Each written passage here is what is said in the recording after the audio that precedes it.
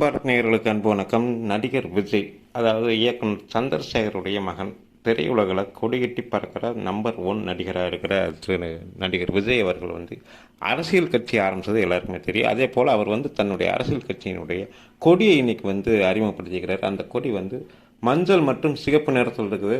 குறிப்பாக சிகப்பு நிறம் குரு பகவானுக்கு உகந்தது. அதேபோல் இன்றைய நாள் பார்த்திங்கன்னா குரு பகவானுக்கு உகந்த நாளான வியாழக்கிழமை சங்கடகர சதுர்த்தி நாளில் விஜய் அவர்கள் அவருடைய பெயர்லேயே விஜய், வெற்றின்னு அர்த்தம். அதே போல் வாகை மலரும் வெற்றி வாகை அப்படிங்கிற மாதிரி ஒரு பொருள் தரும். இப்படி ஒரு சிந்தனையோடு அவர் அந்த கொடியை அறிமுகப்படுத்தியிருக்கிறார். இந்த விஷயம் சமூக வலைதளங்களில் தற்போது பெரும் பேசு பொருளாக மாறி இருக்குது. ஆனால் ஒரு சாரார் என்ன விமர்சிக்கிறாங்கன்னு சொன்னால், ஸ்பெயின் நாட்டு கொடி போல் இருக்குது இந்த நிறம்.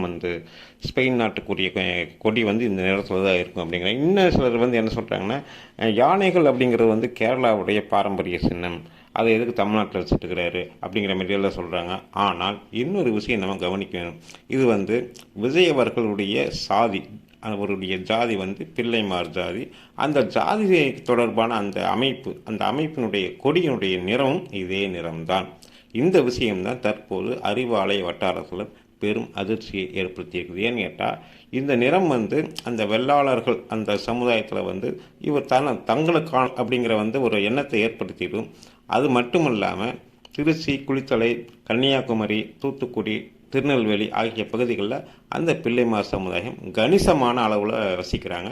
ஸோ அவர்களுடைய ஓட்டுக்கள் வாக்குகள் தேர்தல் நேரத்தில் விஜய் அவர்கள் அப்படியே கபலீகரம் செஞ்சுட்டார்.